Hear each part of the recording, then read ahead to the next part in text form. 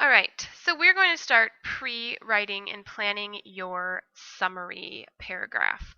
Our prompt is to write a paragraph summarizing a story that you have read.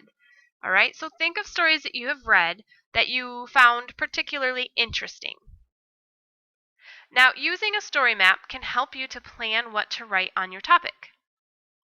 So I'm going to use our story, The World According to Humphrey, to model this. All right. So my topic sentence could be, well, let's see, my characters are Humphrey, Mrs. Brisbane, and AJ. All right, so I would write those things in the characters box. My setting would be, well, it happens in class and at AJ's house. Now, my topic sentence could be, Humphrey is a hamster in Mrs. Brisbane's class. Now, an important detail is that one student gets to take Humphrey home every weekend. All right? Now, when we write and we plan a summary, are we writing about every little thing in the story? Absolutely not. That would take forever. We are only listing the main events and important details that we need in order to summarize the story. All right?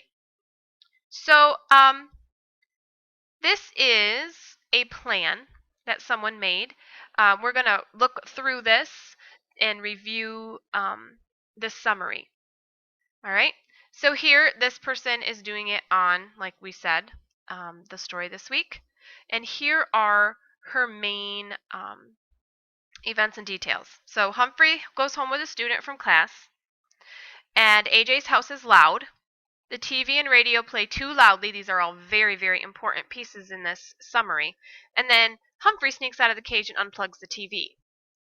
Now we could continue that list and talk a little bit and summarize one thing that might have been really important in the outcome of Humphrey sneaking out of the cage and unplugging the TV.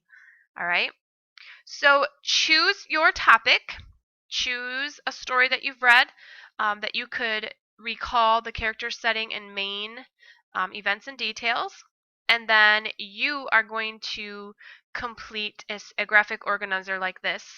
You can make one in your reader's composition notebook or on just a blank piece of paper. It's just simply 3 boxes with a couple arrows. Or you could make a list if that's how your brain thinks. You could do it a little different. But you are going to fill in character setting and then the important events and details of the story that you would like to summarize. When you're done with that, please come back to the video.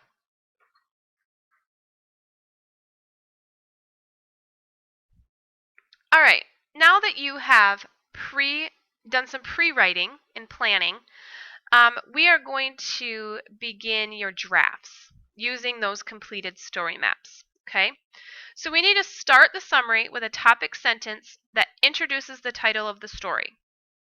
Then we need to organize the events in the order that they occurred in the story, using our linking words and phrases to connect events.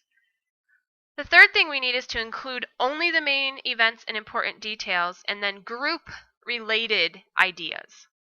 And then we need to conclude our summary by noting what the characters learned. All right, so we get that piece, and that's what maybe what the family learned would be the summary for this example on your screen. So you are going to continue your draft. Use the graphic organizer that you completed for pre-writing, and your summary should demonstrate a clear understanding of the story, the characters, and the events. So go ahead and work on that.